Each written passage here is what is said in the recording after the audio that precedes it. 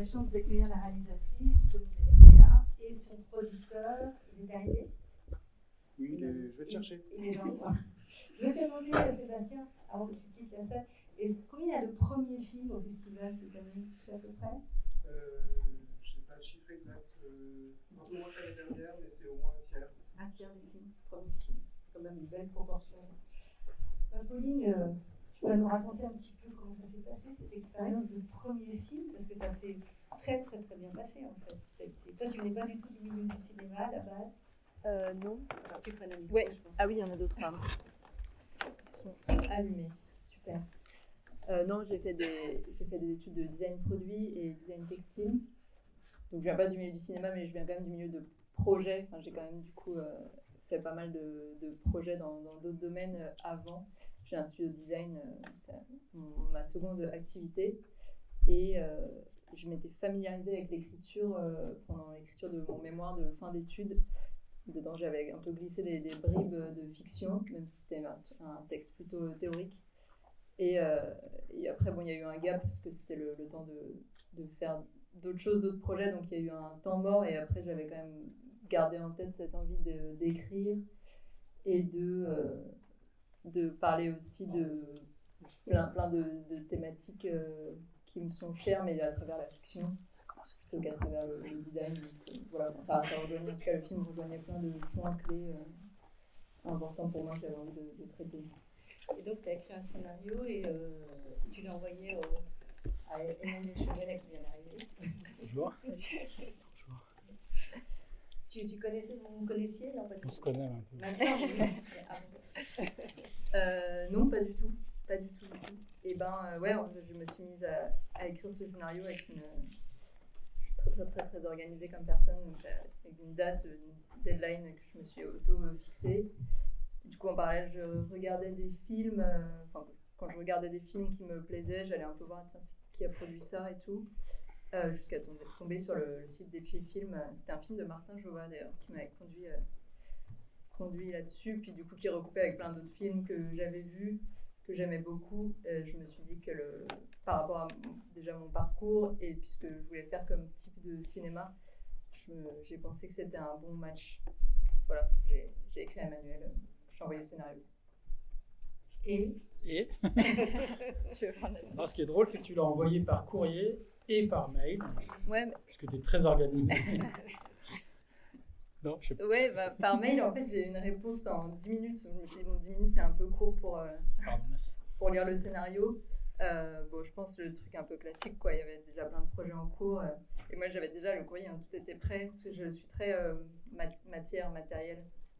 Du coup, je suis pas, c'est pas que je suis pas numérique, je fais plein de trucs via l'ordi, mais je suis plus sensible aux choses papier. Du coup, c'est un peu mon style. Donc, je m'étais dit que c'était quand même plus ça me représentait plus d'avoir quelque chose en papier, parce que j'avais aussi fait un peu des recherches, images de référence, dessins, des potentiels décors, etc. Du coup, quand j'ai reçu le mail, j'étais en mode, de toute façon, l'enveloppe est prête.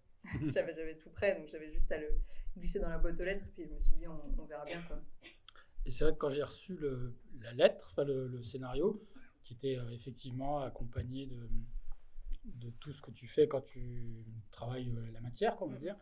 Du coup, je me suis dit, tiens, ce truc-là, ça me dit quelque chose quand même. Et donc, je l'ai lu d'autant plus rapidement et plus concentré, quoi. Ça marche ou pas? Ouais, ça marche bien, si tu parles dedans comme ça. Ah oui, d'accord. Et toi, Emmanuel, qu'est-ce qui t'a séduit tout de suite dans ce projet? Parce que vous avez fait affaire rapidement, en fait. Oui, ça devait être une période où je cherchais des projets, par ailleurs. Parce qu'il y a toujours des périodes où les producteurs sont plus ou moins ouverts à de nouvelles propositions, de nouvelles rencontres. Et bon, déjà, elle habitait à côté de mes bureaux. Je trouvais ça assez pratique. J'aimais bien la direction artistique, pas du film, mais déjà de ce qu'elle me propose. Ouais, pardon. De ce qu'elle me proposait à lire, j'aimais bien la direction artistique qui s'en dégageait. Et voilà. Et après, c'est vrai que j'ai immédiatement, ça a immédiatement coché dans ma tête à un certain nombre de cinéastes que j'avais côtoyés avec plaisir et avec qui j'avais fait des films que j'aimais. Et donc voilà, donc ça cochait cette case. Vous l'avez vu le film, hein, c'est ça? Oui. Ouais. Moi aussi. Et donc du coup, ouais, ça répondait à une famille de cinéma dans laquelle je me disais que je pouvais faire quelque chose qui permette à cette personne et au film d'exister et de se développer, quoi. Voilà. Mais parce que tu as fait un parcours, tu as parlé un peu de tes études, ton parcours. Ouais, rapidement, sur mon parcours annexe de designer produit textile. Et qu'est-ce que tu attendais comme accompagnement d'un producteur? Parce que tu avais déjà une direction artistique, mais pas vraiment les techniques. Dur à dire, parce que je pense que je me suis plus laissée porter par le process de fabrication d'un film. En vrai, je pense que c'est ce que j'avais ressenti de toute façon dans le catalogue de chez Film. J'attendais une discussion artistique, un échange assez riche, et en même temps je voyais ce premier film comme on verra bien. Le but c'était aussi de tester des choses, de pas trop être empêché par certains codes ou certaines normes. Donc je trouve que c'est aussi pour ça, à ça que ça sert le court-métrage, parce qu'on peut aussi tester plusieurs formes. Mais après, j'attendais plutôt de découvrir, en fait, parce que je n'avais pas spécialement d'idées préconçues, juste de ce que j'avais vu des films produits et des cinéastes produits, ça me parlait bien. Mais je suis venue avec plutôt, pas de la naïveté, mais moi j'aime bien découvrir les étapes au fur et à mesure. Je projette pas forcément que tiens, là, j'aimerais que la post-prod ça se passe comme ça, ou j'aime bien me dire ok, bon là on est dans la prépa, ça se passe comme ça, je travaille comme ça avec mon équipe, et puis après le tournage on verra, puis après la post-prod on verra. Donc je me suis plus laissée porter par le process. Puis moi j'avais un peu en tête les grands principes de fabrication d'un film, mais j'attendais de découvrir ça avec Emmanuel, puis avec l'équipe ensuite. Ce qu'il faut dire, c'est que tu savais quand même très très précisément ce que tu voulais. Et tu as parlé du mot empêcher, et effectivement je te rejoins sur ce terme. C'est-à-dire que je crois que je t'ai pas empêché de faire ce que tu voulais faire. Après, et c'est toujours. Non, mais je dis ça paraît une boutade, mais c'est vrai qu'il y a beaucoup de producteurs qui. Et moi, j'en fais partie aussi. Parfois, on a coutume de reproduire des modèles. On se dit, tiens, lui, il est comme ça, donc il faut faire comme ça. Il faut qu'il travaille avec telle personne. Et voilà. Et du coup, toi, tu es arrivé avec plein de propositions. Je crois qu'il y a juste, quand même, sur la rencontre avec Agathe, où je crois que j'étais un tout petit peu une force de proposition. Non, mais sinon, parce qu'au départ c'était Camille, non? Ah oui, en fait, j'étais en contact avec Camille Rutherford, avec qui le projet a démarré, puis finalement elle a eu un souci personnel et du coup elle pouvait plus faire le film. Et donc elle était très très très très désolée, un peu paniquée, elle m'a envoyé plein de noms. Et moi je réfléchissais aussi en parallèle, c'était vraiment quand même peu de temps avant le tournage, hein. Ça devait être un mois avant le tournage, un truc comme ça. Donc c'est tard quand même pour un des rôles principaux. Et du coup, il y a Agathe qui est ressortie, et puis bon, je l'avais vue aussi dans des films etchés. Et du coup, je pense que quand je t'ai donné deux noms, j'ai rencontré deux personnes, dont Agathe. Quand je t'ai donné son nom, ça a un peu matché, quoi. Ouais, du coup, puis en plus, du coup, ça s'est fait très, très vite. Agathe a lu en une journée, elle m'a recontacté le soir, on s'est vu le lendemain. C'était assez fluide. Moi, généralement, quand c'est le bon endroit, c'est fluide, j'ai l'impression. Oui, c'est vrai. Toi, Emmanuel, tu produis beaucoup de premiers films. Des courts-métrages, oui, j'en produis beaucoup qui sont des premiers films. En gros, entre 2 et 3 par an. Ouais. En gros, je fais 5-6 films par an, et dans les 5-6, il y en a à peu près la moitié qui sont des premières rencontres, on va dire, plutôt que des premiers films. Enfin, des réalisateurs ou réalisatrices que je produis pour la première fois. J'aime beaucoup comme le métier de producteur n'est pas très artistique, on va dire. Enfin, on est des spectateurs, on lit, on regarde, on donne notre avis, etc. Mais on est très très peu impliqué. En fait, j'ai tendance à privilégier les propositions que j'ai, où je me dis tiens, les gens viennent me voir parce qu'ils se disent qu'il y a un certain nombre de films qui leur ressemblent. Et donc, la connexion se fait assez spontanément, assez rapidement. Et c'est bien que ce soit rapide aussi. Il ne faut pas l'oublier que produire un film, ça peut être ça peut prendre du temps, quoi. Et donc voilà, j'aime bien que ce soit des nouvelles rencontres. Après, il y a beaucoup de films où j'ai fait qu'un seul et unique film avec cette personne. C'est-à-dire que autant parfois je suis plutôt curieux. Après, c'est vrai que quand ça m'intéresse pas, j'essaye de très très vite de dire que c'est pas mon truc, quoi. Parce qu'il y a beaucoup de producteurs qui produisent beaucoup de films, donc je veux dire, faut pas perdre de temps, quoi. C'est quoi les critères pour toi lesquels tu ne déroges pas, à part le fait qu'il soit très près de chez toi? Encore que c'est faux, parce que tu as aussi des gens. Il y a des gens qui ont déménagé, que j'ai continué à produire.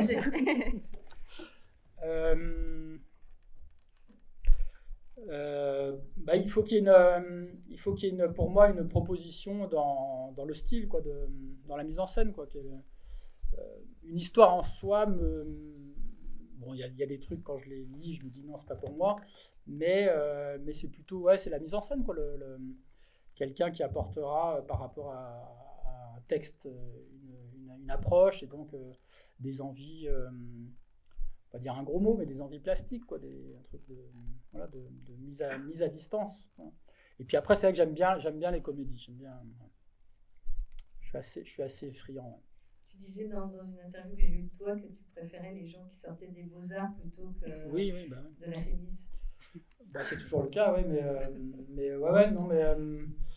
parce que en fait, ce qui m'emmerde dans ce métier, c'est les gens que je rencontre et qui veulent faire des films et qui prétendent vouloir faire qui prétendent vouloir être réalisateurs. C'est-à-dire qu'ils prétendent faire de leur activité artistique un métier. Ce qu'il faut bien vivre aussi, gagner sa vie aussi, mais les gens qui ont cette approche-là, carriériste, j'aime pas trop, quoi. Mais pour moi, effectivement, produire des films, c'est un peu comme partir en week-end avec des potes, ou voilà, il faut que ce soit sympa, et après, ça peut être un week-end sérieux, ça peut être un truc, ça peut être bien, mais il faut qu'il y ait un petit côté, on a envie de passer un bon moment ensemble, et il faut que ce soit un peu sympa, quoi. Hier, en discutant avec Anne Multo pour préparer un peu cette table ronde, parce que je crois que tu participes aussi aux activités du GREC, du groupe de recherche et d'essais cinématographiques, elle disait que tu sentais... Il y avait beaucoup de comédies là-bas. Non, il y en a de plus en plus, des comédies. Elle disait que tu sentais les films, tu les reniflais. Ouais, je sais pas. Non, j'adore jouer aux cartes par ailleurs.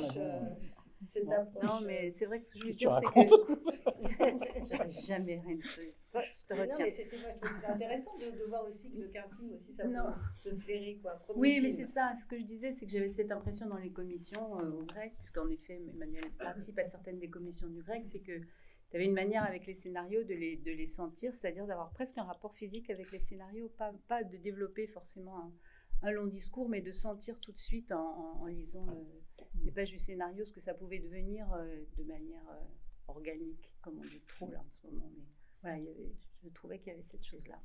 Peut-être je me suis trompée. Après, c'est vrai que quand on te propose un film, la première chose que tu as, c'est le titre. Donc des fois, le titre te met tellement à l'écart que tu n'as pas envie de... Parce que le producteur, c'est aussi celui qui markete, entre guillemets, sans vulgarité, qui markete un peu le projet, qui essaie de le rendre à la fois réel, et puis en même temps qui va l'ouvrir sur une exploitation, une diffusion. Et c'est vrai que parfois, dans le choix même du titre, ou dans le choix de privilégier, je sais pas, de hiérarchiser un certain nombre de choses, on se dit, mais c'est pas possible, quoi. Par exemple, je sais pas, je dis n'importe quoi, mais quelqu'un qui commencerait par déjà avec un titre qui met à l'écart, par son manque d'originalité, par son sérieux suraffirmé, voilà. Après, quelqu'un qui se créditerait comme réalisateur, scénariste, dépôt SACD, etc. On se dit, lui, il a un problème avec la création, donc il a besoin vraiment de rester propriétaire de son truc jusqu'au bout, qu'il continue. Enfin, voilà, c'est un peu sur ces trucs-là où on renifle effectivement le truc, quoi. C'est quoi un titre qui peut rester devant? C'est genre Demain la nuit, ce soir. Ouais, l'ombre, je sais pas. Enfin, les titres, on en connaît plein. On en connaît plein. Anne, tu veux nous expliquer un petit peu, parce que toi, Emmanuel, tu participes aux activités du groupe de recherche? J'ai lu à une époque, et puis maintenant, j'ai lu beaucoup à une époque, et puis maintenant je suis plus dans Greg Rush. J'aime bien Greg Rush. Alors, Anne va C'est tout très nous- bien, Greg Rush. va tout nous expliquer. Greg Rush, c'est l'avenir. C'est ça. Ben, tu es donc délégué Oui. général, c'est ça Oui, de c'est ça. cette belle, Du GREC, oui. GREC. GREC est donc le groupe de recherche et d'essais cinématographiques et qui existe depuis maintenant plus de 50 ans. Et voilà, avec la mission du GREC, c'est de produire des premiers courts-métrages et en étant ouvert à toutes les formes de fiction, documentaire, expérimental, essai, et avec l'idée d'accompagner les films du tout début à la fin, donc du scénario jusqu'à la diffusion. Et en effet, on aide les films à la fois sur scénario et sur rush, comme dit Emmanuel, c'est le fameux grec rush, parce que je crois qu'il y a cette idée dans le grec vraiment d'accompagner les réalisatrices et les réalisateurs dans l'envie qu'ils ont de faire le film, en ne les empêchant en rien. Quand tout à l'heure Emmanuel disait, ou Pauline plutôt, il m'a empêché en rien. Je crois que c'est vraiment une des choses qu'on essaye de faire le plus possible au grec, de ne pas empêcher, mais d'aider à ce que le film aille là où le réalisateur ou la réalisatrice a envie qu'il aille, sans toujours savoir comment, donc en lui donnant les outils pour le faire. Et donc il y a 6 ans, 7 ans maintenant, on a créé cette commission sur Rush, en se disant qu'il y avait de plus en plus de gens qui tournaient, qui avec le numérique c'est beaucoup plus facile que quand le grec a été créé évidemment, qui pouvaient faire des images, avancer, tourner, et qui se retrouvaient arrêtés à l'endroit de la post-production, donc du montage de toute la fin d'un film. Donc voilà, on les accompagne de cette manière-là. Il y a plein de dispositifs différents au grec, je ne vais pas tous les égrener là, mais qui sont des manières de faire des films. On a aussi des partenariats avec d'autres lieux, comme le musée de l'histoire nationale de l'immigration, plutôt le musée national de l'histoire de l'immigration, comme le festival du film court en plein air de Grenoble avec des mini-séries. Voilà, il y a un certain nombre d'entrées possibles dans ce lieu, mais avec toujours cette même idée, je crois, d'accompagner les projets en s'adaptant à ce qu'ils sont et à comment, encore une fois, le réalisateur ou la réalisatrice a envie qu'ils soient, mais aussi comment nous, on peut proposer. On donne des budgets petits, mais on donne chaque fois un budget. C'est 19 000 € pour les films sur scénario et 5 000 € pour les films sur rush. Donc voilà, on aide financièrement, mais on a aussi cet accompagnement qu'on adapte selon la nécessité en fait des projets. Donc en proposant à des professionnels en montage, de scénario, de réalisation, de venir en plus des permanents du grec pour accompagner les projets. Si je peux juste me permettre de rebondir, ce qui est intéressant avec Greg Rush, c'est que ça replace le métier de producteur, enfin le rôle du producteur à un endroit qui est hyper important, qui est celui du montage et de la post-production. Et c'est ça qui est très intéressant, c'est que finalement, avec le développement des nouvelles technologies, pour faire court, des logiciels, tout ce qui nous permet de monter, de capter les images, de les étalonner, etc., on se rend compte que tourner, c'est de moins en moins à cet endroit-ci que la difficulté se place, mais plus au niveau, pour moi, du montage et du fait de rapprocher deux plans, de les questionner, de mettre du son sur des images. Et je trouve que c'est là où l'évolution du grec vers ce système-là est précieux, c'est que ça entérine le fait que faire des images, c'est pas si compliqué. Par contre, en faire des films, c'est beaucoup plus compliqué. Et c'est là-dessus qu'il se positionne maintenant. Et donc, c'est à ce moment-là qu'il y a des différents producteurs qui rentrent en... À quel moment il y a des producteurs qui rentrent au grec? Non, il n'y a pas de producteur. C'est vraiment le grec qui suit les films du début à la fin. Et le grec est subventionné par le CNC en partie. Et les films sont faits à l'intérieur du grec, mais avec des professionnels, avec des prestataires techniques, enfin dans les conditions dans lesquelles les films sont faits avec les producteurs. Sauf qu'étant donné les budgets qu'on donne, les équipes ne sont pas payées. Voilà, les films sont faits avec cet argent-là et mais on aide donc à la réécriture des scénarios, ensuite à l'établissement du devis, donc avec les prestataires.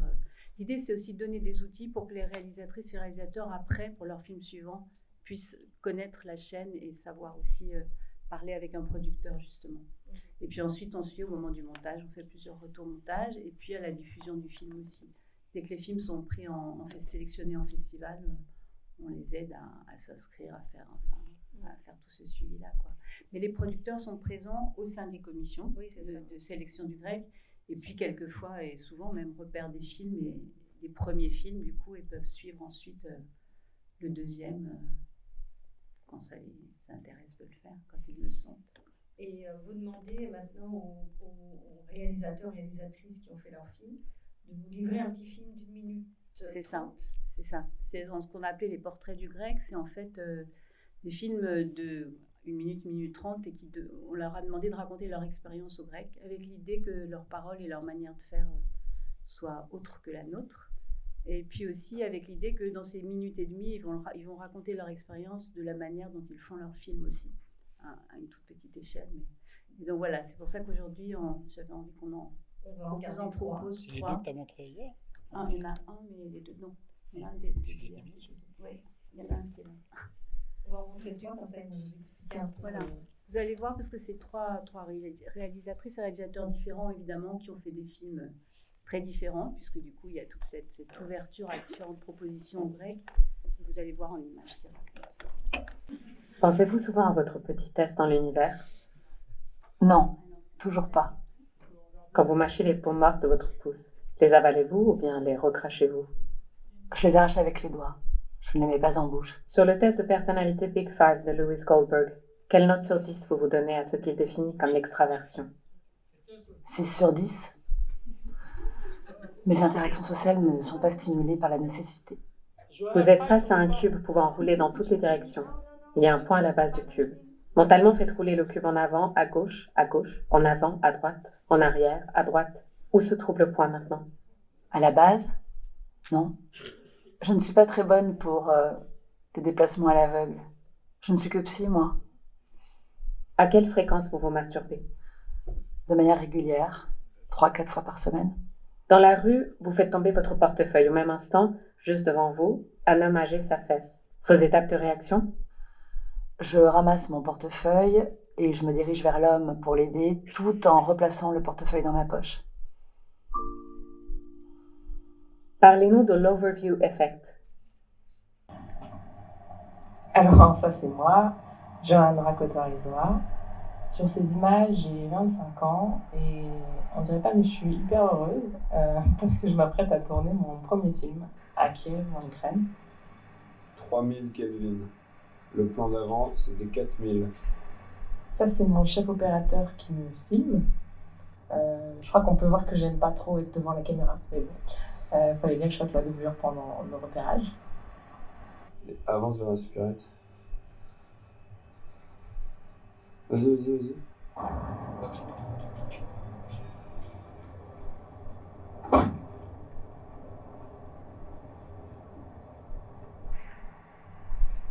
Faire mon film, ça a longtemps ressemblé à ça, en fait. Arpenter des lieux pendant des mois, des années même. Et penser beaucoup, cogiter toute seule. Jusqu'à ce que j'obtienne le soutien du grec, bien sûr. Vas-y, bats-toi contre personne. On fait comme ça, non? Ouais, c'est la technique du moulin.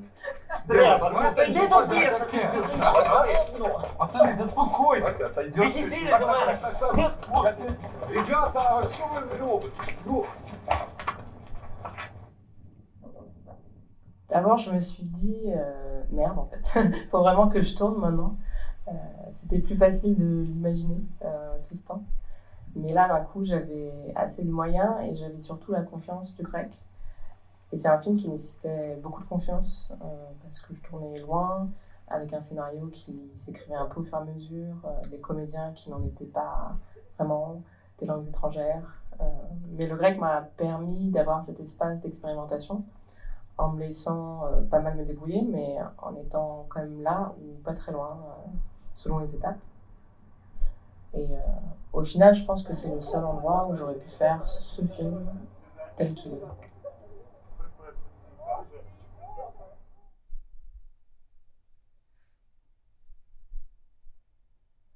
On a une idée de film. On l'a écrite et maintenant on veut la réaliser. Mais comme on ne l'a jamais fait avant, on se heurte à des murs de toutes parts et on se sent un peu tout seul. C'est là que le grec entre en scène. Le grec, c'est un groupe de personnes qui vous accueillent, vous et vos idées, et vous disent qu'elles vont pouvoir être réalisées. Le grec, c'est la première rencontre dont vont découler toutes les autres nécessaires à la fabrication d'un film. C'est comme une première fenêtre qui s'ouvre. Ça fait presque un peu peur d'ailleurs, parce qu'on y croyait sans trop y croire jusque-là, et d'un coup, parce que d'autres personnes commencent à intégrer votre projet, il devient concret. Et là, on se dit, ah oui, ok, en fait, il va vraiment falloir le faire, ce film. Quand on fabrique un film, on se rend compte qu'on est en perpétuelle recherche. On cherche la bonne intention, le mot juste, la forme la plus appropriée pour le projet, le ton, le genre, les matières, la lumière. C'est aussi chercher une équipe, des acteurs, des lieux, du matériel. Et quand on le fait pour la première fois, c'est aussi chercher quel réalisateur ou réalisatrice on est. Alors on peut parfois se sentir perdu dans cette multitude de choix qui sont au cœur du métier de la mise en scène. Mais le grec est là, à toutes les étapes, pour nous guider, nous orienter, nous soutenir et tracer pour nous un petit chemin dans cette montagne qui est la fabrication d'un film, en prenant toujours garde à ce que ce chemin nous ressemble et sans vouloir à tout prix appliquer des méthodes toutes faites. Finalement, on comprend que pour le grec, l'essentiel, c'est peut-être pas le résultat, mais c'est bien le chemin qui nous y amène.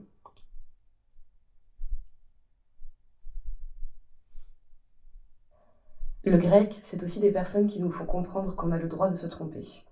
Que le cinéma, c'est quelque chose qui s'apprend, se travaille, s'expérimente. Qu'un film, surtout un premier film, n'est jamais parfait, mais que l'essentiel, c'est de tenter des choses, même si elles sont un peu casse-gueule, et peut-être même surtout si elles sont casse-gueule. Sans jamais perdre de vue l'exigence nécessaire pour le bien-être du film, le grec est un des rares à encourager la prise de risque. Et ça fait du bien de remettre les choses à leur place. Oui, c'est ton premier film, tu apprends, c'est normal. N'aie pas peur, fais au mieux et amuse-toi.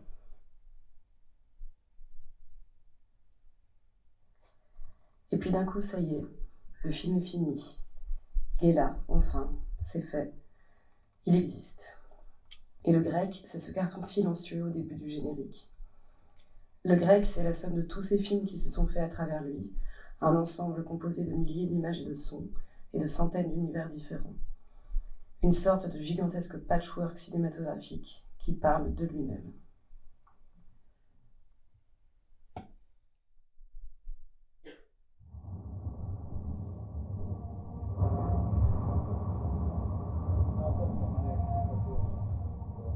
Là, il faut qu'on regarde ça, puis après tu peux te... Vas-y, face à face. Et après tu tournes un peu. Vers moi, ouais. Après bon, on apostrophe tout, hein, si tu veux.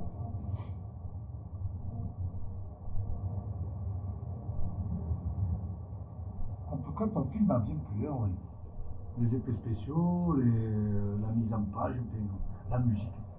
Vraiment, pour moi, c'était... ça m'a bien plu, voilà. Il fallait que je te le dise. C'est gentil. Et tu l'as financé comment, ce film? Ben, en fait, je l'ai fait avec le grec, le film. Qui ça? Ben, le grec, il te prend sous son aile, il te chapeaute. Bon, d'abord, il te donne des thunes, mais pas beaucoup. Il t'en donne juste ce qu'il faut pour nourrir ton équipe technique, louer la caméra, rincer le pastis, mettre l'essence dans le réservoir, et puis faire toute la post-production du film, si tu veux. Ah, il te donne juste ce qu'il faut pour que tu te débrouilles, tu te démerdes. Ouais, voilà. Il faut qu'il t'a donné l'argent et après il te conseille, du coup. Parce que le scénario que j'ai envoyé, après, tu te rends compte qu'il y a des choses que tu peux faire et d'autres que tu peux pas faire. Donc il faut trier, il faut choisir. Donc là, le grec, il t'aide à avoir du discernement. Mais un peu à distance, si tu veux, effectivement, et tu te débrouilles un peu, tu recherches, tu essayes. Te chapeaute, quoi. Ouais. Mais sans plus. C'est pas quelqu'un qui est... Il n'est pas envahissant non plus, le grec. Voilà. Tranquille. À distance, quoi. Débrouille-toi. Faut trouver la bonne distance. Oui, ramène-moi quelque chose quand même. Ouais, voilà. Je t'ai pas donné des thunes pour rien, hein, gars. Ouais, il faut que le film il soit fait à l'arrivée. Tout à fait. Ouais. Ça, c'est garanti. Ça tourne toujours? Ah ouais. Alors, qu'est-ce que tu as voulu faire avec ce film? C'est compliqué à dire, mais je crois que j'ai voulu faire un film bouillabaisse. Bouillabaisse? Ouais, bouillabaisse.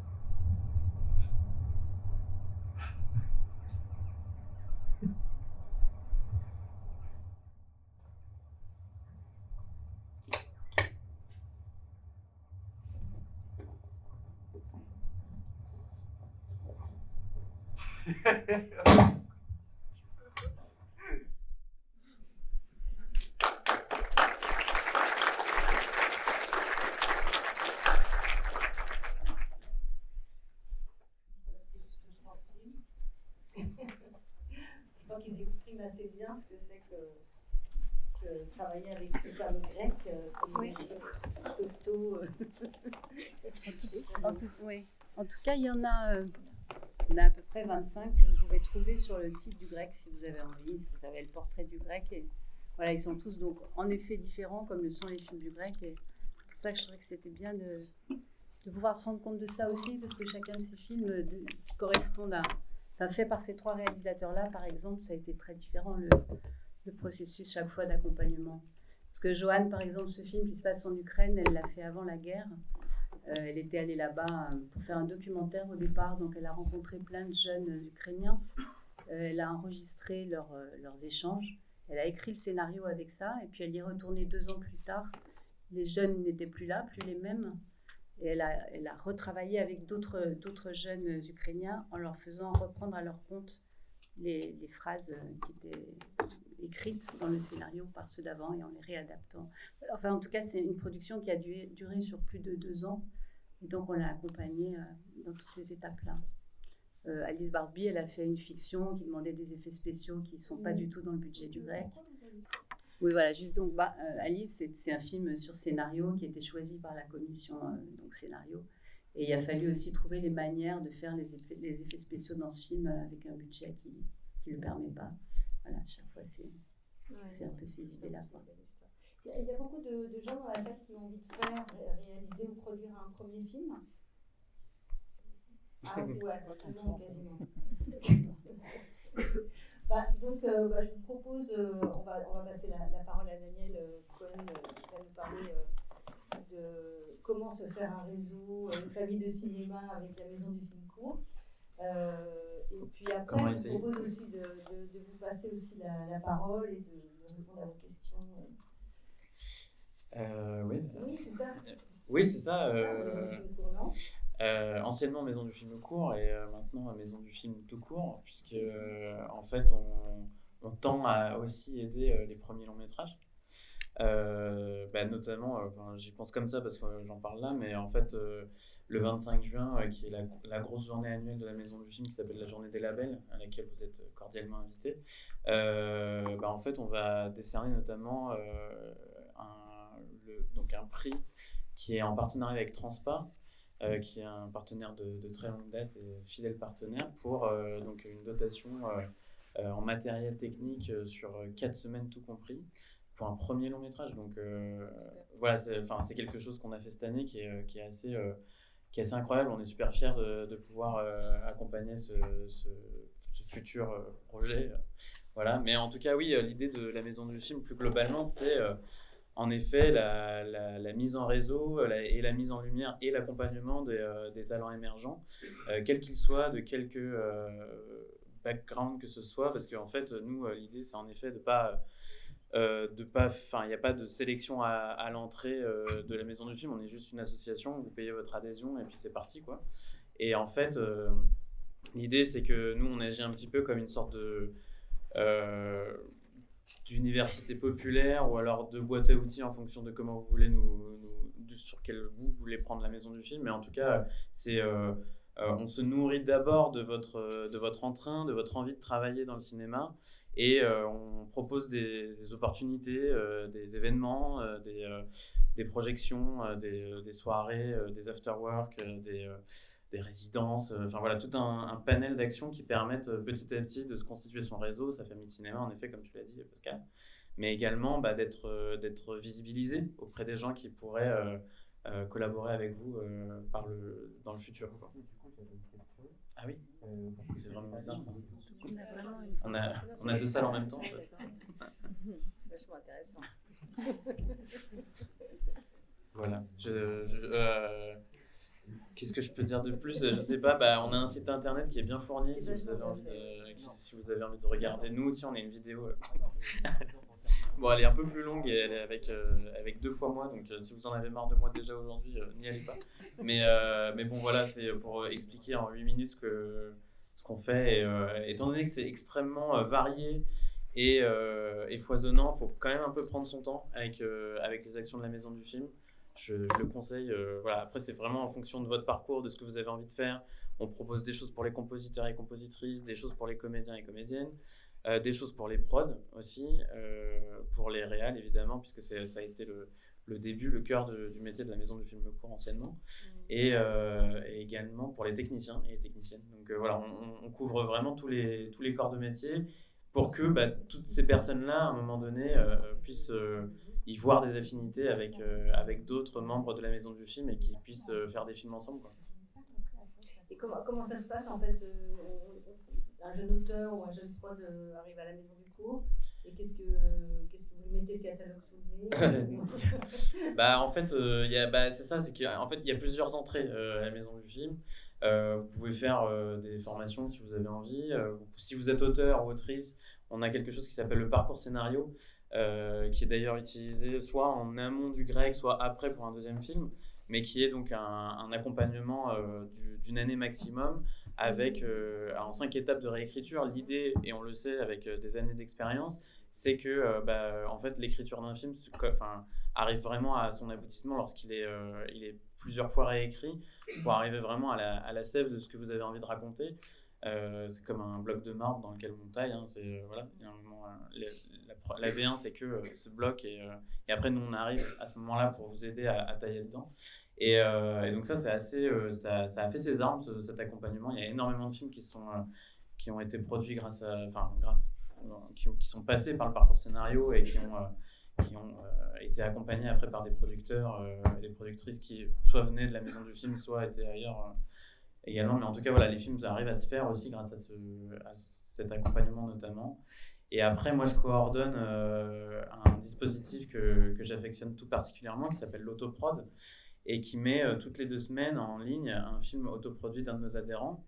C'est un dispositif sélectif, on en reçoit entre 20 et 30 par mois, et l'idée c'est vraiment de montrer aussi la diversité des profils, des films, des envies de cinéma et de montrer que la voie de la production traditionnelle peut aussi être commencée par là en fait, commencer par l'autoproduction. Et voilà, moi je suis un fervent défenseur de l'autoprod, comme on en est parlé un petit peu hier. Ouais.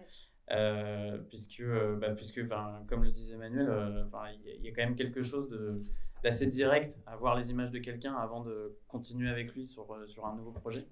Et quoi de mieux qu'un film avant ça pour faire le film d'après, quoi. Voilà. Et donc vous en montrez un par mois quasiment? On en montre 2 par mois. 2 par mois. Ouais, c'est toutes les 2 semaines. Donc là, cette année, entre septembre et juin, on en aura montré 18. C'est la fin de la saison là, qui se termine cette semaine. Et de ces 18, on en aura sélectionné 10 qui font partie, donc qui sont finalistes du label film, qui sera décerné donc à la journée des labels dont je vous ai parlé tout à l'heure. Et on fera une diffusion exceptionnelle la semaine prochaine, entre le 10 et le 16, de ces 10 films qui sont vraiment excellents, quoi. Vraiment, cette année était vraiment très très belle. Voilà. Super. Est-ce que vous avez des questions? Nous avons déjà de... Alors, je voulais juste, merci pour en fait, les récits un peu anecdotiques sur ce court-métrage, mais en fait, on était sur quel budget, quel était le plan de financement? Voilà. Donc ça c'est un film qui s'est fait avec l'aide au programme dont la société bénéficie chaque année. Donc il y a en quelque sorte une garantie d'avoir un budget minimum. On a fait le film avec donc 60 000 €. Et puis après, en fin de post-production, ça a pas dépassé, mais on s'est acheminé tranquillement vers un budget un tout petit peu supérieur, compte tenu du fait qu'on a fait une vente à Canal+ entre-temps. Voilà. Donc en gros, ça vaut 75 000 €. Et tous les techniciens ont été payés, les acteurs aussi. Ça a été tourné sur 7 jours, 8 jours 6 jours. 6 jours. Ça rigole derrière. C'est le suivant qui a été sur 8 jours. Non, 43 degrés à l'ombre que vous pourrez voir son deuxième film, vous pourrez le voir ce soir. C'est entre 21h45. Voilà. Et celui-là, on a tourné 8 jours. Ouais, je crois qu'on a tourné 8 jours plus un jour de pause, quoi. On était 9 jours sur place. Donc là, c'est que 6 jours. Donc en fait, ça coûte en gros... les salaires, ça coûte en gros 25 000 avec les charges, peut-être 30 000 € de charges. Voilà, après le matériel, là, il y avait du matériel loué, mais parfois, on a du matériel de la boîte. Là, ça a été loué. Et puis après, le reste, c'est du transport, faire manger l'équipe 6 jours, Là, c'était à Paris, donc il n'y a pas eu d'hébergement. Si, c'était en banlieue. C'était Ouais. Vermelin. Oui, enfin, c'était pas très cher. là. Ouais, c'était un petit hébergement. Mais en gros, il faut compter 4-5 000 balles pour héberger l'équipe, 1500, 2000 balles pour la nourrir, voilà. Puis après, il y a du carburant, des trucs, quoi. Et dans ces films-là, maintenant, il n'y a plus de laboratoire. Il n'y a plus du tout de laboratoire. Il y a des audits, il y a des talonnages, et il y a des gens qui travaillent, mais il n'y a plus de laboratoire. C'est-à-dire qu'on fait tout en interne, comme toute personne devrait savoir faire. Si vous voulez faire des films, la première chose à savoir, c'est comment je gère des images qui sortent d'une caméra, comment je craque un logiciel, comment je craque... Il faut craquer tout, et vous faites tout ça tout seul, et sans laboratoire, sans payer tous ces trucs qui servent à rien. Faut l'argent, il faut qu'ils aillent qu'à ceux qui travaillent. Au grec, on craque pas. Non. L'ère du communisme est proche. Faut pas payer les films non plus. Pardon ? Faut pas payer les films non plus. Alors. Pourquoi ? Faut les craquer, si on craque. Ouais, bien sûr. Ben, sauf si vous venez ici, vous êtes obligé de payer. Mais si vous voulez, moi je suis pour que les gens les visionnent sans payer de droit. Non, c'est vrai, hein, c'est vrai. Ça veut dire que ça marche. Ça veut dire que les gens... Puis on peut pas résister à l'histoire. Enfin, je veux dire, c'est impossible. Il n'y a que les Américains qui arrivent à peu près à protéger leurs films, mais sinon, parce qu'ils ont d'autres techniques que les nôtres, quoi. J'ai une petite question du coup. Vous avez dit que vous avez des ailes Canal, c'est ça? Non, il a été acheté par Ouais, Canal. acheté. Le film a été terminé, ils l'ont vu, ils ont aimé. Ah, c'est ça, donc c'est post-production. Voilà. Ah, c'est ça. Quelle salle? Vous êtes dans quelle salle?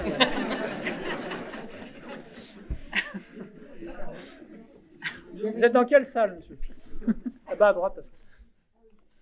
Est-ce que tu avais fait relire ton scénario avant de l'envoyer à ces films? Je voulais aussi savoir comment est-ce que tu as fait pour trouver ton équipe technique.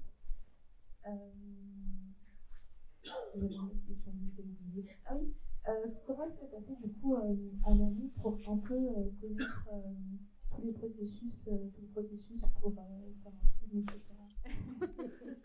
Pour le scénario, est-ce que je l'ai fait relire? En vrai, je me souviens plus. Je pense que je l'ai envoyé à mon père, qui a écrit très bien.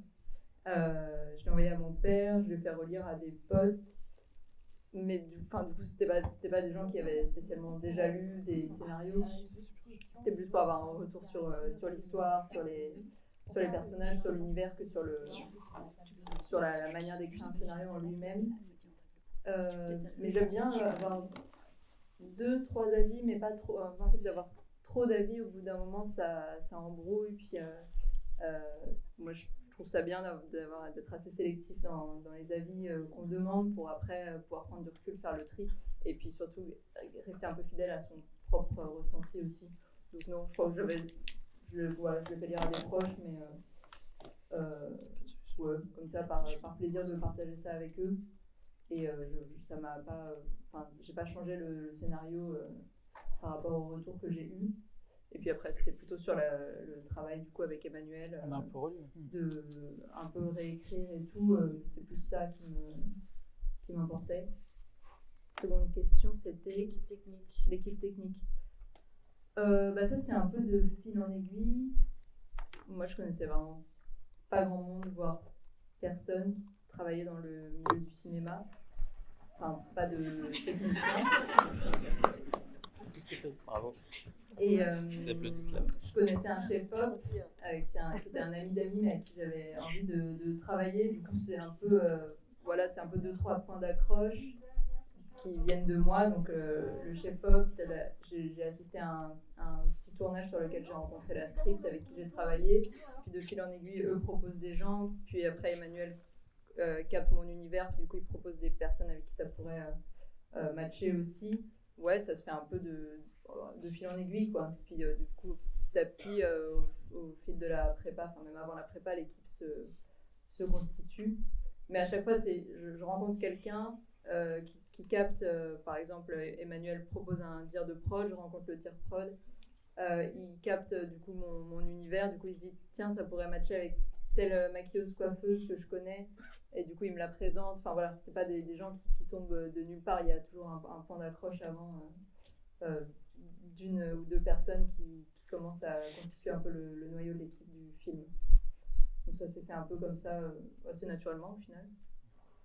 Voilà, je n'ai pas forcément accepté non plus toutes les personnes tout de suite qu'on m'a proposées. Il y a des gens avec qui je sentais que ça allait pas forcément matcher, sans remettre en question leur travail, mais vraiment juste sur la démarche, sur notre vision leur lecture du scénario, notre vision des choses, enfin de la fabrication d'un film. Donc voilà, mais ça c'était assez fluide. Et dernière question, c'était sur comment tu t'es formée ah oui. au cinéma en fait, en autodidacte. Ouais, j'étais quand même formée à du coup faire un projet, mener un projet de A à Z. Fabriquer des images. Pour tout ce qui est question aussi de décor, j'avais fait un peu d'archi d'intérieur. Enfin voilà, donc il y avait quand même certains domaines qui connectent un peu avec le cinéma desquels j'étais familière.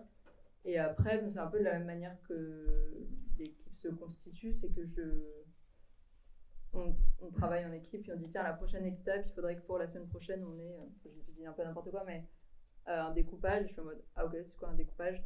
Puis je regarde sur internet et en 2 minutes c'est plié. Enfin du coup c'est un peu le film, faire un film ça s'inscrit quand même dans un process assez long, même si là c'était rapide, mais il y a quand même une bonne année de le temps de réécrire, de préparer toute la prépa du tournage, constituer l'équipe et tout. Donc en fait on a vraiment le temps de se poser dans chaque étape, de se dire ah tiens en fait ça je savais pas je savais pas qu'on passait par telle étape. Soit je questionne mon équipe qui savait que c'était mon premier film, soit je regarde sur internet et puis en fait chaque étape je me mets dans le bain au fur et à mesure quoi. Bon, après c'est ma manière de fonctionner. Mais c'est pas mal hein. Ouais. Bravo. Non mais c'est vrai. C'est super, on n'a plus qu'à micro. Je sais pas s'il y a une... il y a plein de questions. Il y avait une là-haut en premier. Bonjour.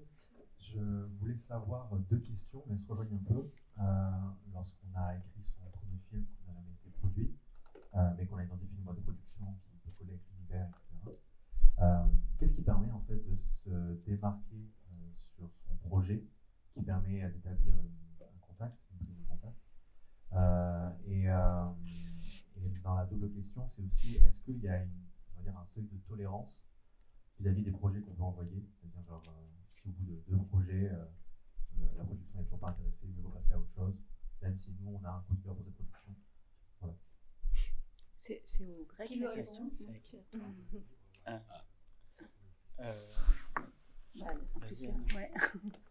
Merci. En tout cas, par rapport au grec, les projets ils sont tous lus. Vous pouvez proposer plusieurs fois des projets si c'est pas les mêmes. Un projet ne peut pas être présenté plusieurs fois. Donc je crois qu'il y avait ça dans votre question. Hein. S'il y a plusieurs projets, est-ce que vous pouvez présenter le grec plusieurs fois avec des projets différents? Donc là, la réponse est oui. Après, la manière dont les projets sont lus et choisis, ça correspond un peu à ce que disait aussi Manuel tout à l'heure. C'est à l'endroit où en fait les gens vont faire quelque chose qui n'est pas, vont proposer quelque chose qui n'a pas encore été fait, qui n'a pas encore été lu, qui n'a pas encore été vu.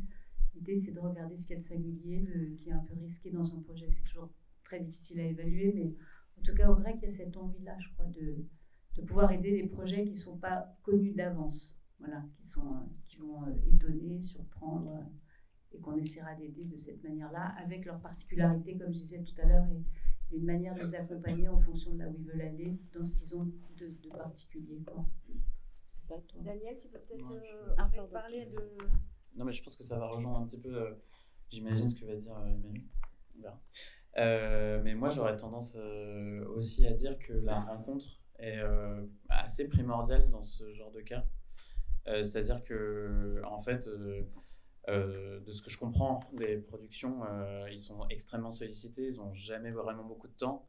Donc, comment on fait pour se distinguer quand on en est à la 4e, au 4e PDF envoyé depuis 9h30? En fait, moi, j'aurais tendance à dire que les festivals, notamment, les lieux de rencontre, comme ce que peut faire la Maison du Film ou le Grec par moment, ces endroits-là où vous pouvez croiser en fait les producteurs et les productrices sur ce genre d'événements comme des tables rondes ou si vous avez réussi à identifier, comme l'a fait Pauline avec Etchi, hein, c'est un peu de savoir aussi en effet quelle prod correspond le mieux à ce que vous avez envie de faire Et après, aussi comprendre comment eux ils marchent, comment eux ils travaillent, pourquoi ils sont allés vers tel ou tel film. C'est vraiment s'intéresser à eux aussi.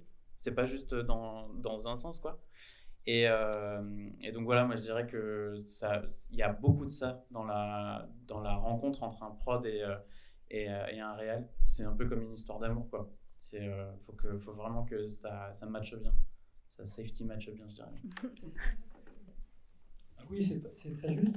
Après, pour rebondir sur ta première question, j'ai l'impression que quand on fait son premier film, si vous n'avez rien à montrer, rien à faire lire, je pense que la première chose à faire, c'est identifier dans votre entourage quelqu'un qui vous serait suffisamment proche et avec qui vous partagez des envies d'aller au cinéma ensemble. Voilà, parce que c'est un peu cette histoire-là qui se construit avec un producteur, mais aussi avec votre équipe.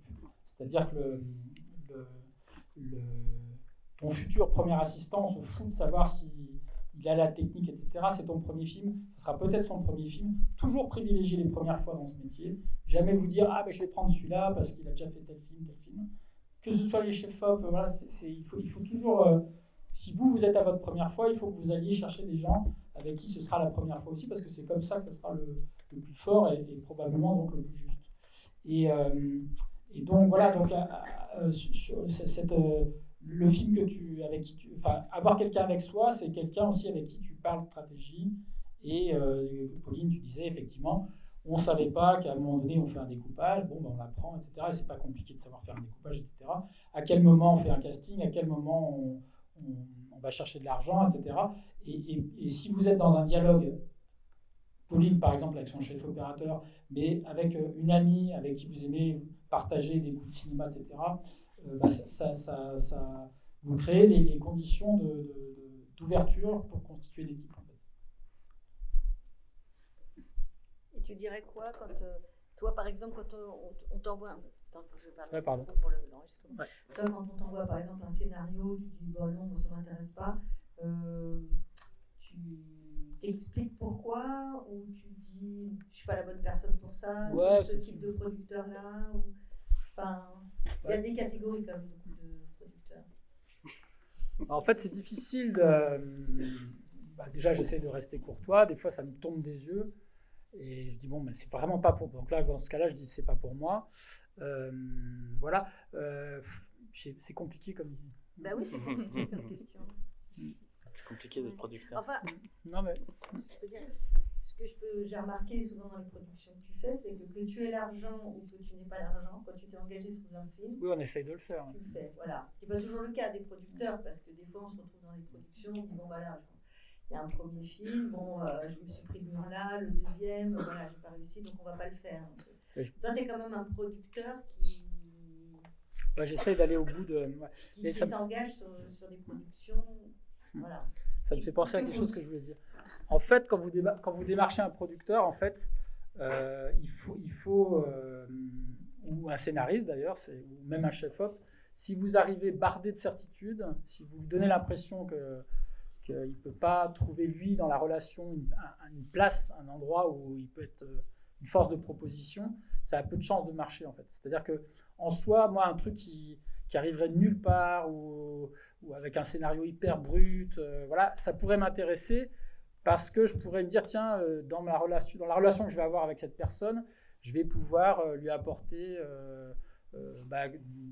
d'encourager cette prise de risque, de ne pas avoir de scénario par exemple, ou de se confronter à un casting purement amateur, des choses comme ça. Et donc du coup, dans la rencontre, dans la discussion, il faut savoir ce que vous attendez de lui. Et donc ça veut dire effectivement ce que tu disais tout à l'heure, qu'il faut savoir connaître un peu ce qu'il fait, quoi. Et puis et donc ménager cet espace où vous pouvez construire quelque chose à deux, quoi. Tu peux nous parler de ta rencontre avec Martin Jova? Ouais. C'est sur un plateau, Jojo. c'est ça? Martin, en fait, il nous a harcelé à la sortie d'une projection de Gaz de France avec Benoît Forjard en 2010, ouais. Bon, il y a longtemps. Et il sortait de Paris 8, ouais, 8, ouais. Et voilà, il était avec son chef opérateur, qui est toujours son chef opérateur d'ailleurs. Et voilà, et donc il avait vu 2 fois le film de Benoît, et puis Benoît lui a proposé de boire un verre avec nous. On a été boire une bière à côté du Quai de Beaubourg. Et puis après, il est resté dans la boîte, quoi. Non, après on a fait, donc il m'a proposé un film il faisait beaucoup de films tout seul, dont certains qu'il ne montrait pas parce qu'il n'en était pas content, mais il en avait fait 2 que j'aimais beaucoup. Un qui s'appelle Vacances à Chelles et un autre qui s'appelle Moseb.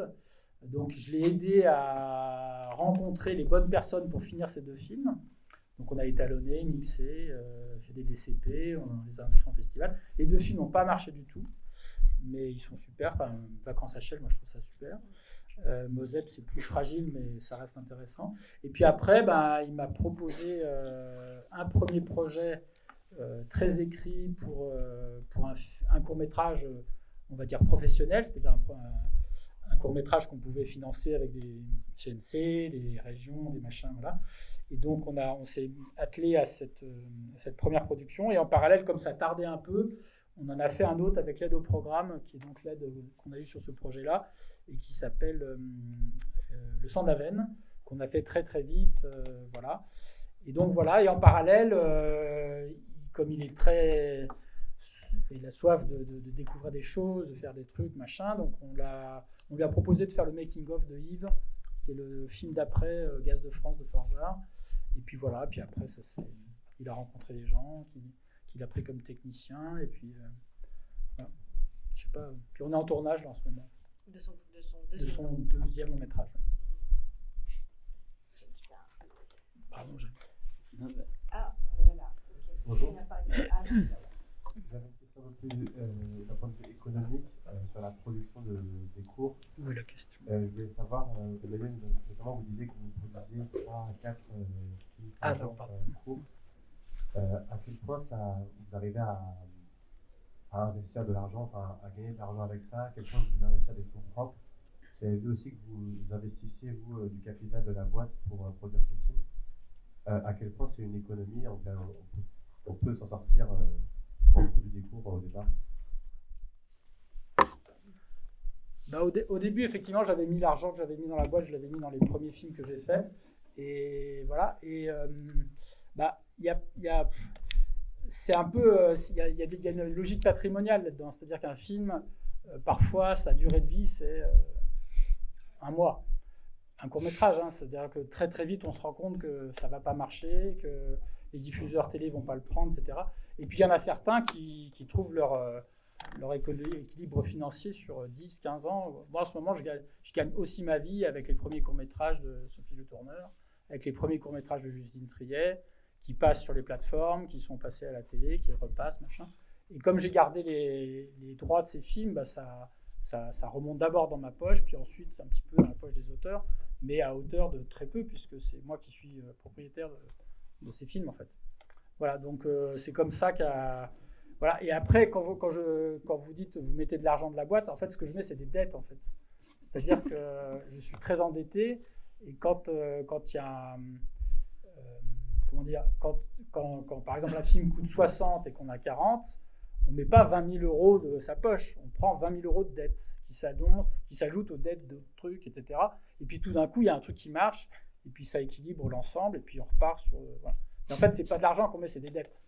C'est-à-dire que quelqu'un, quand on fait un film, par exemple le film de Pauline, le CNC nous verse 85% de 60 000 euros, donc 52 000 euros pour faire le film, donc on paye les charges, les salaires, on paye voilà, tout ça, et puis après le film est terminé, et puis là, il faut mixer, il faut payer des droits des musiques, et l'argent n'est toujours pas rentré puisqu'on n'a pas fait de vente, et donc en fait le risque c'est celui de, à un moment donné, de se dire ah ben non, je fais ce film puis j'arrête, parce que là effectivement, là vous êtes obligé de mettre de votre poche.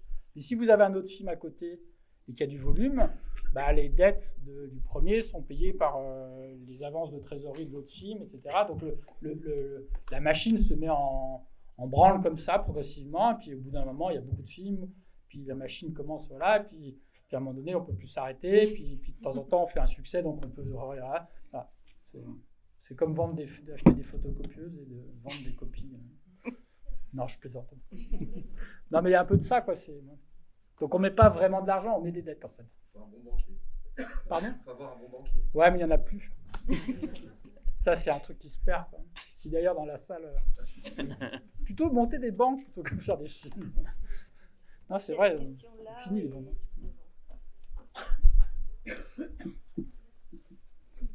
Vous faites pas ça. Bonjour, j'ai deux questions. La première, alors c'est pour rebondir sur ce que vous disiez, Emmanuel, comment on devient producteur, du coup. Et une autre question pour Anne. L'accompagnement au grec, est-ce que, vous parlez de 2 ans, je crois, pour Jeanne, enfin, la personne Joanne, ouais. Joanne. Est-ce que c'était à temps plein? Comment ça se passe? Est-ce qu'on peut faire autre chose à côté? Et comment est-ce qu'on vient au grec et comment ça se passe? Est-ce qu'on passe un certain nombre d'heures à la journée? Enfin, c'est très facile. Merci. Alors, non, on vient pas, enfin, on vient au grec pour des rencontres de réunions de rendez-vous de production. Le principe au grec, c'est qu'en fait, il y a des commissions de sélection de projets qui sont faites par des professionnels, par des producteurs, des réalisateurs, des techniciens. Les projets, vous pouvez déposer un projet au grec, l'envoyer, et ensuite le projet est retenu ou non par cette commission. Et on produit à peu près une quinzaine de films par an.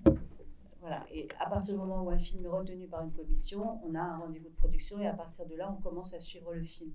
Alors, je donne l'exemple de Joanne pour dire qu'il y avait cette possibilité, cette liberté au grec de développer un film comme il a besoin de l'être et qu'on laisse cette liberté de le faire.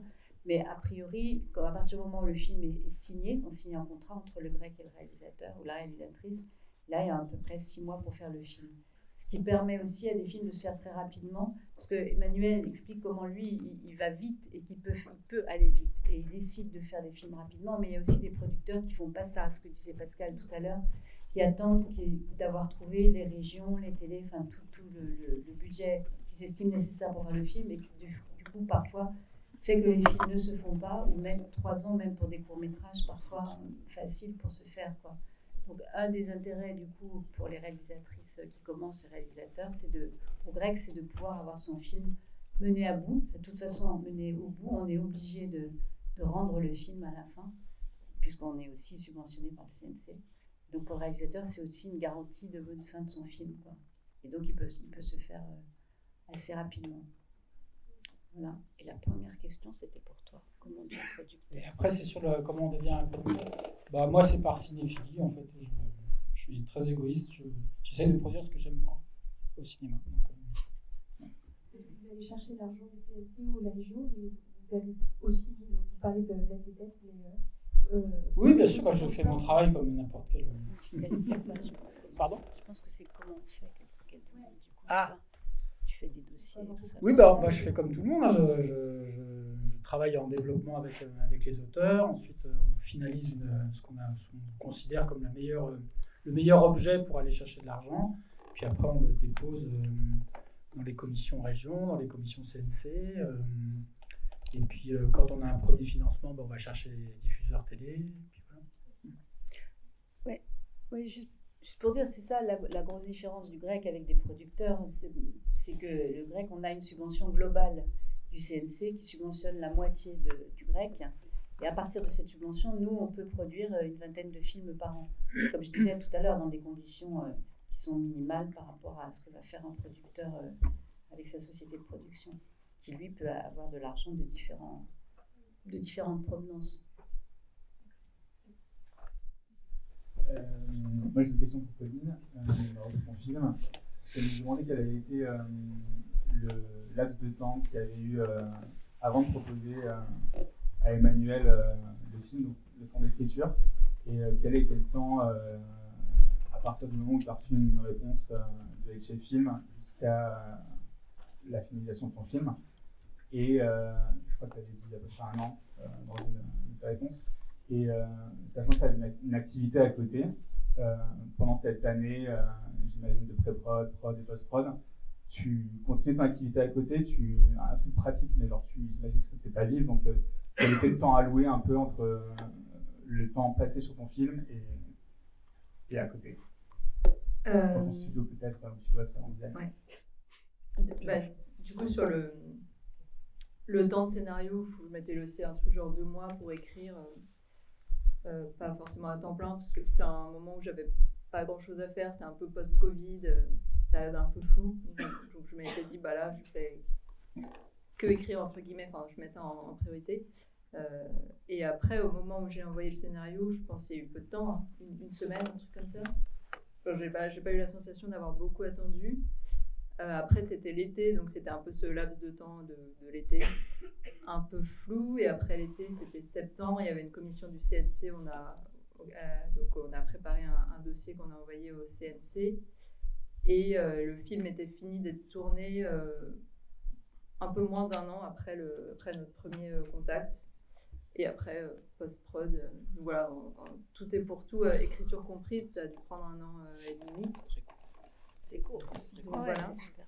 Ouais, bah, comme c'est un truc de. Enfin, moi, j'aimais quand même assez bien le fait que ça aille vite, parce que il y a toujours cette idée d'un travail long, enfin, même si c'est court pour faire un film, mais 1 an et demi, c'est quand même long.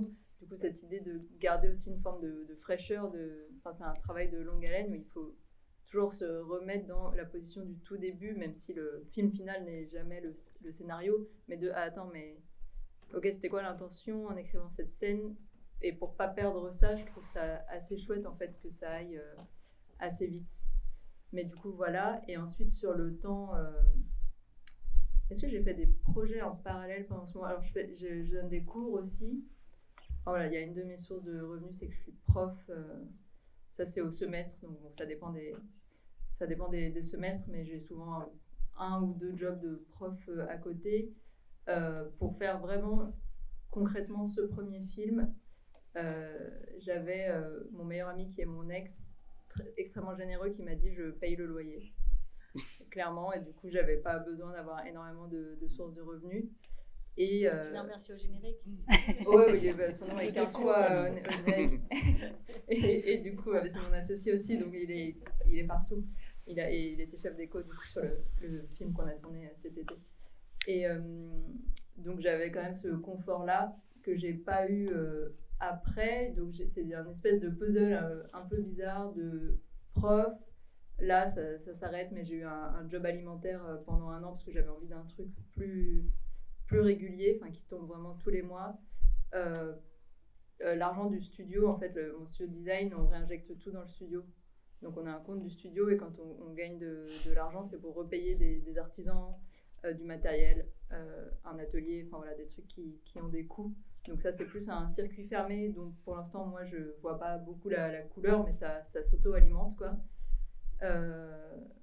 Ouais, franchement, c'est un manège financier qui change, un peu complexe, mais du coup, j'avais cette liberté sur Safety Matches d'avoir beaucoup de temps. Et après, c'est un truc de...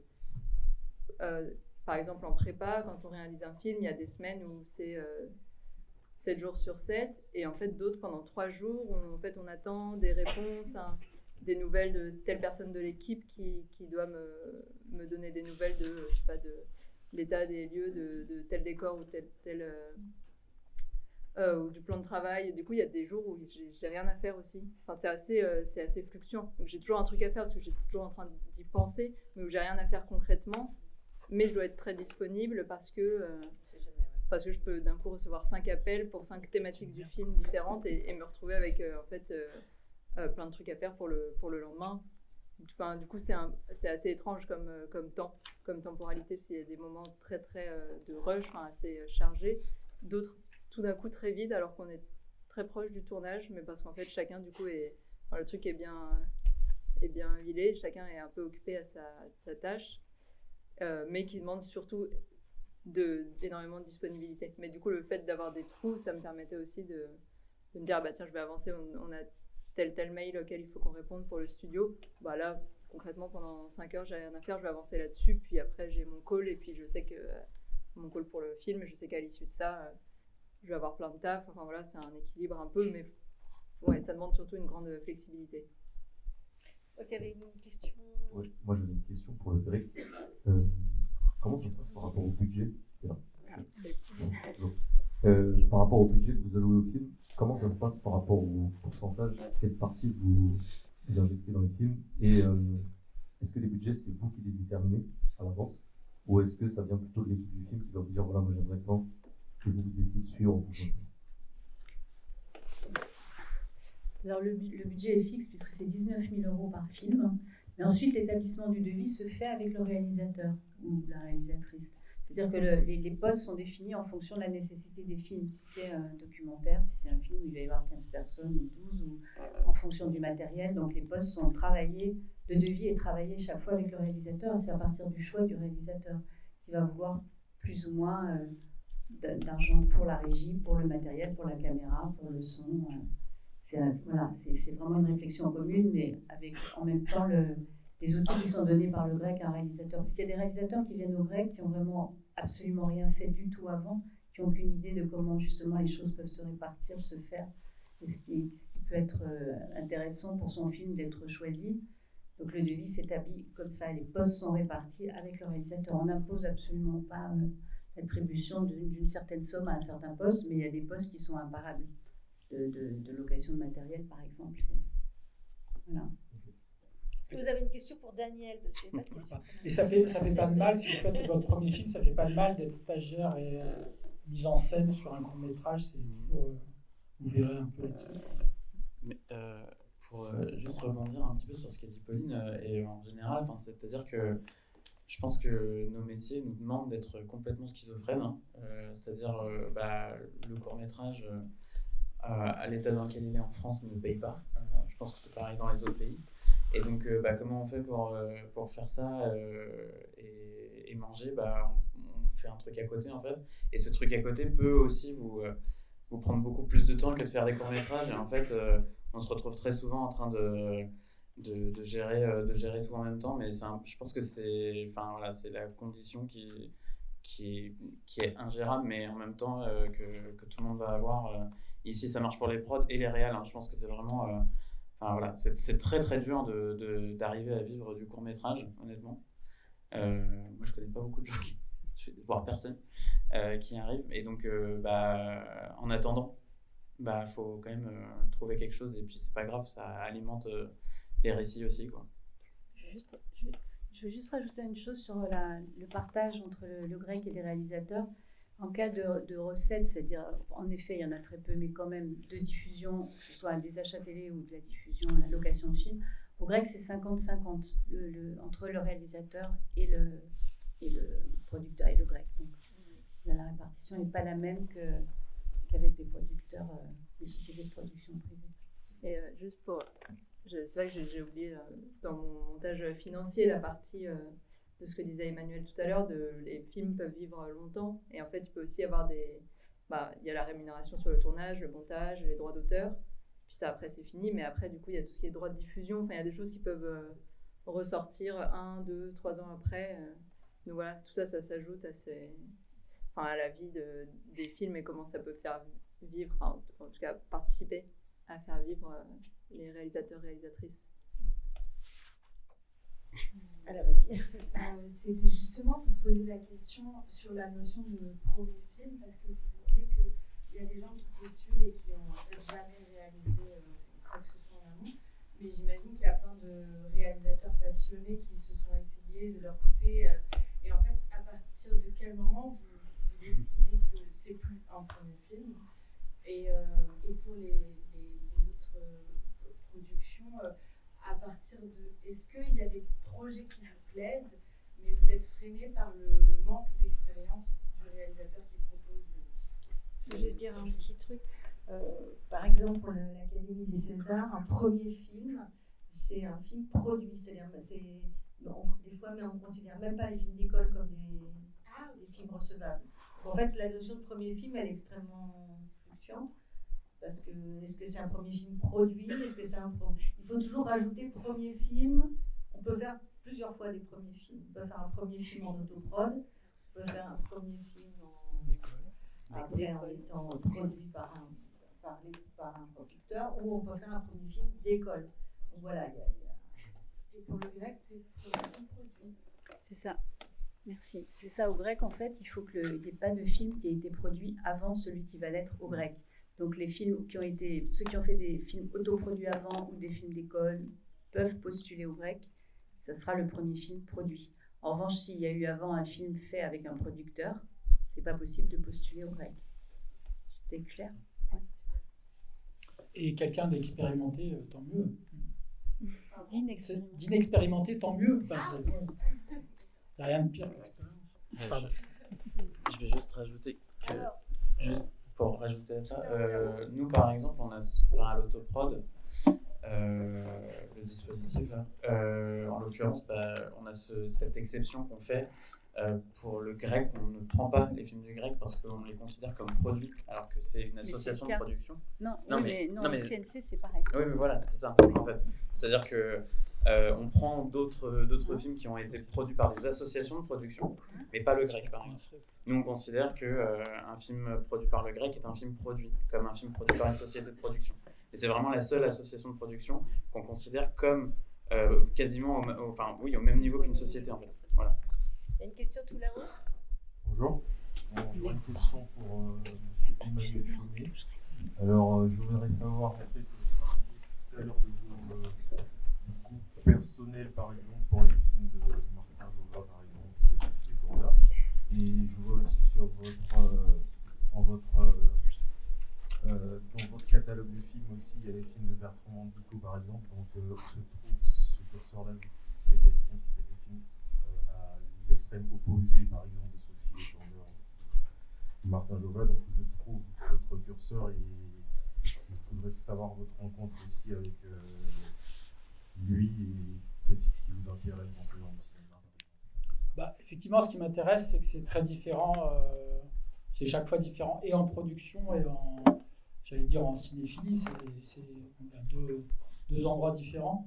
Donc, moi, dès que c'est un peu nouveau ou différent, ça m'intéresse. C'est pour ça que par montage, je préfère les choses qu'on fait pour la première fois ou travailler avec des gens inexpérimentés.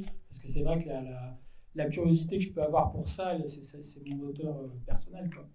Mais oui, ils sont très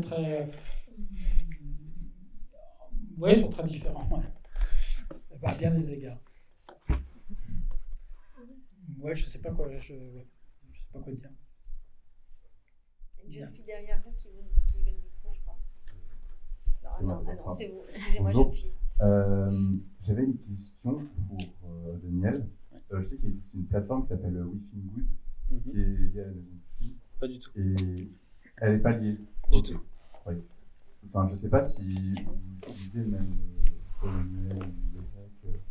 Ça fait une question. La deuxième, c'est quelle différence vous faites entre un projet qui peut être un peu présomptueux, ou justement un projet qui constitue cette prise de risque et qui sent qu'il est un peu important. J'ai l'impression que c'est un peu la même chose. Alors, je vais peut-être répondre à la deuxième et puis après je passe à We Film Good, mais c'est une question intéressante parce que en réalité, nous, ce qu'on fait sur le parcours scénario par exemple, c'est vrai que nous, vu qu'on accueille tout le monde, il y a forcément des moments où on est obligé de dire aux gens, en fait, c'est assez possible que vous ayez du mal à produire tel film. Parce que quand ça fait 40 minutes que ça se passe dans l'espace et que...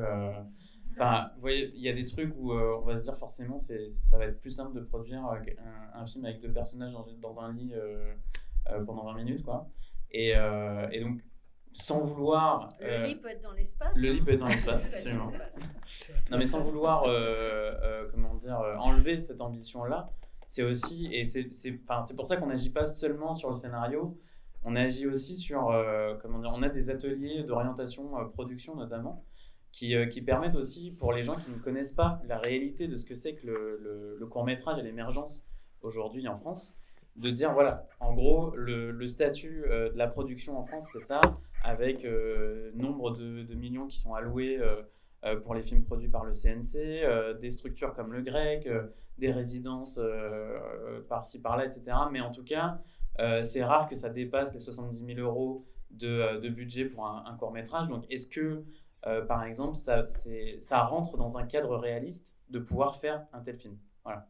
Et c'est aussi le travail des consultants au scénario à la Maison du Film, de regarder non seulement le scénario, mais également la note d'intention, la page de garde, le synopsis, pour dire, voilà, en gros, là, vous avez quelque chose qui peut être proposé non seulement à une société de production, mais également aller en commission avec, où les gens ne seront pas en train de se dire, c'est un projet complètement loufoque, jamais on pourra produire ça, et jamais on donnera de l'argent pour un film dont on sait qu'il ne pourra pas se faire, ou ou voilà, enfin, il y a aussi tous ces biais-là qu'il faut prendre en compte à un moment donné dans l'économie du court-métrage. Et pour ce qui est de We Film Good, je les connais assez mal, c'est la maison des scénaristes, et non pas la maison du film. Et puis, nous, on est, enfin, voilà, je crois que c'est plutôt de la mise en avant de scénarios. Nous, enfin, voilà, nous, on est plutôt sur de l'accompagnement, même si de l'accompagnement sur le long terme, même si on met en avant les auteurs qu'on accompagne, mais en tout cas, on les aura vraiment accompagnés en amont avant ça, quoi. Ça m'intéressait justement ce que vous avez parlé sur les films autoproduits. J'ai assisté à une séance de rencontre avec les CNC justement pour le réalisateur qui n'avait jamais eu un producteur.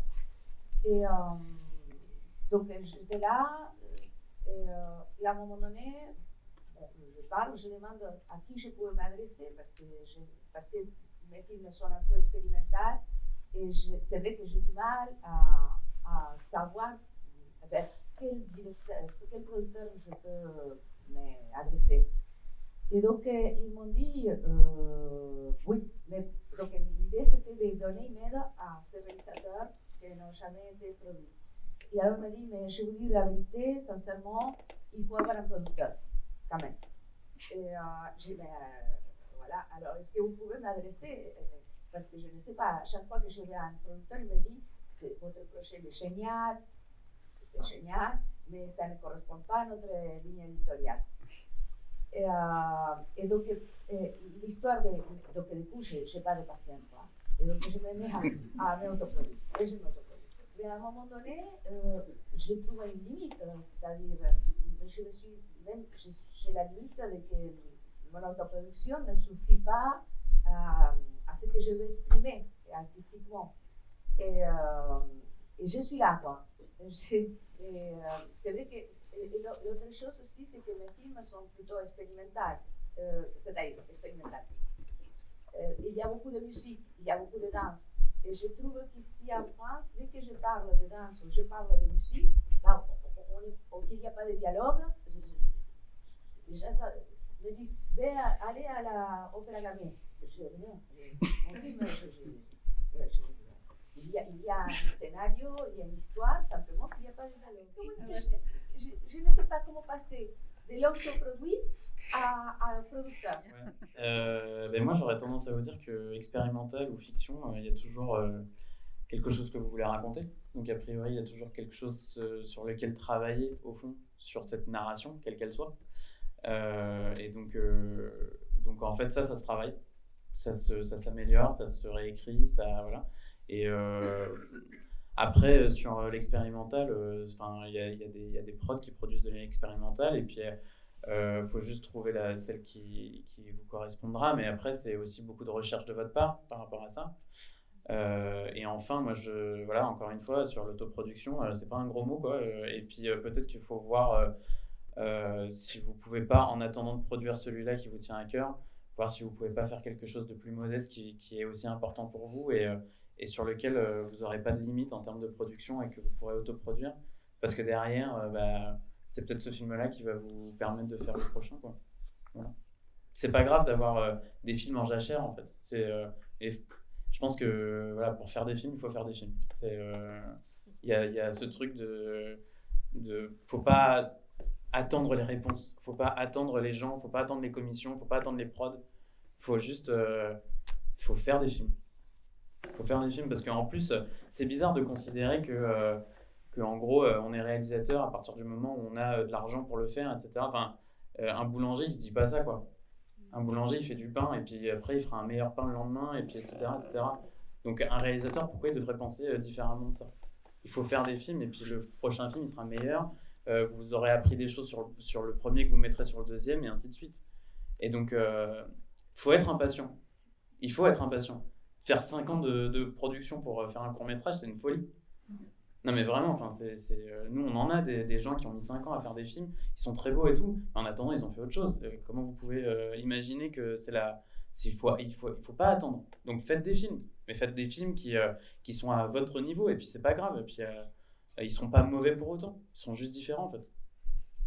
Après, si vous avez fait plein de films en autoproduction, il faut que vous insistiez auprès d'un certain nombre d'interlocuteurs qui sont en capacité de vous voir et vous dites qu'ils sont géniaux. Si vous pensez qu'ils sont géniaux, vous allez forcément trouver quelqu'un qui pense comme vous et avec cette personne, vous ferez un bout de chemin en production. Mais insistez effectivement auprès de celles et ceux que vous imaginez comme de bons représentants de votre cinéma pour que vos films soient vus. Enfin, moi, je trouve que quelqu'un qui fait des films en autoproduction, ça facilite la première production, puisqu'il y a déjà des choses à discuter, à voir et à discuter. Comme on doit conclure, vu qu'il y a encore beaucoup de questions, j'aimerais bien vous interroger tous les uns après les autres sur vos attentes par rapport à un premier film en tant que spectateur, mais aussi spectateur averti, professionnel, etc. Voilà, quelles sont vos attentes les plus fortes? Vas-y, commence. C'est difficile comme question, merci Pascal de me donner le micro en premier. Je sais pas si tu me regardais. Donc, Non, je te regardais parce que ils sont plus malins que moi, quoi. C'est juste, moi je t'écoute et j'ai envie de savoir la fin de la phrase. Je pense que c'est ce qui nous anime tous, c'est quoi qui fait qu'on est captivé par un film et qui fait qu'on l'aime, c'est qu'on ne l'a jamais vu avant, quoi. Un spectateur, il marche à la surprise en fait. Il marche au fait que il sort de la salle et il se dit en fait tous les films que j'ai vus avant, il n'y en a aucun qui ressemblait à celui-là. Et donc en fait, c'est pour ça que en gros la grosse thématique de produire un film, c'est comment vous arrivez à vous trouver vous-même en tant qu'artiste. C'est plutôt ça. Et en tant que producteur aussi, je pense. C'est-à-dire quelle est votre identité et par extension quelle est votre identité d'artiste. Et voilà. C'est ça qui fait que nous, on est captivés. C'est parce qu'on ne l'a jamais vu, parce qu'on ne vous connaissait pas avant. J'ai plus rien à dire. Non, mais c'est vrai que ça correspond à ce que je disais aussi tout à l'heure. C'est comme ça que les films sont choisis, en tout cas au grec. Moi, je suis obligée de parler au nom du groupe à chaque fois, mais il y a cette idée-là, en fait, en effet, de découvrir un film qu'on n'a jamais vu, d'être surpris. Et en effet, de sortir d'une projection en se disant, voilà, on n'a jamais vu ça, et puis qu'est-ce que ça sera la suite aussi. Je crois qu'il y a ça aussi, de se dire comment ça va continuer. Je me suis dit ça tout à l'heure, d'ailleurs, en voyant Safety Matches, qui est un film que j'aime beaucoup, comme je t'ai dit. Et je me suis dit, qu'est-ce qu'elle peut faire après ça? Donc ça veut dire que la surprise est telle du premier film, que comment ça va continuer. Donc ça veut dire quel cinéma vous avez envie de faire encore derrière. Donc peut-être c'est aussi ça qui est important de penser pour vous, c'est ça commence. Le premier, c'est essentiel parce que c'est le premier et que ça commence là, mais qu'est-ce que ça va devenir ensuite, comment ça va pouvoir continuer ou pas, ou plutôt comment ça va pouvoir continuer. Un peu pareil, et puis effectivement, si le film nous amène à se dire qu'on a envie en voir d'autres, c'est bien, quoi. Je sais pas. Ouais, moi je regarde pas du tout de séries, et ce que j'aime bien quand je suis vraiment rentrée dans un film, c'est que j'ai hâte de le revoir quand c'est terminé. C'est après c'est un autre débat sur les séries et tout qui est passionnant, mais c'est un truc un peu c'est cette idée de être surpris, pas de le revoir dans l'immédiat, mais j'attends souvent d'un film, les films qui m'ont le plus marqué, c'est ceux où à la fin je me dis, pas forcément tout de suite, mais j'ai hâte et j'ai envie de le revoir, et puis de compléter effectivement avec l'œuvre du réalisateur ou de la réalisatrice et d'en voir d'autres, mais je trouve qu'il y a un truc un peu cyclique dans le film. C'est un objet fini, fermé, qui en même temps ouvre sur une œuvre, plein de films d'une réal se répondent, mais ouais, ce truc de sortir de la salle et de se dire ok, j'ai hâte de le revoir avec une autre perception. Je trouve comme c'est un objet très complet et complexe, voilà, j'aime bien avoir ce sentiment là à la fin d'un film. Pas mal. Merci de votre présence.